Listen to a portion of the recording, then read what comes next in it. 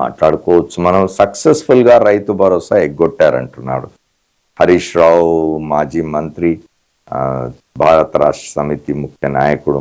ఆయన కూడా ఛాయ్ తాగినంత సేపట్లో పరిష్కరిస్తామన్న వాళ్ళు ఇప్పుడేం చేస్తున్నారు అని మన లోక్సభ సభ్యురాలు డికే అరుణ ప్రశ్నిస్తూ ఉన్నారు.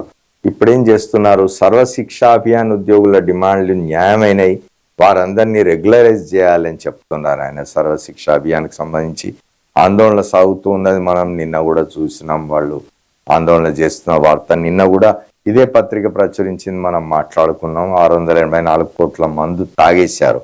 తాగిస్తే తాగుతారు ఎట్లాగో. వాళ్ళ చాలా వరకు చాలా రాష్ట్రాల్లో ఆదాయం కోసం మద్యం మీద ఆధారపడుతున్నాయి ప్రభుత్వాలు. దురదృష్టకరమైన పరిస్థితి. ఆయన ఎవరు ఏం చేయలేని స్థితి.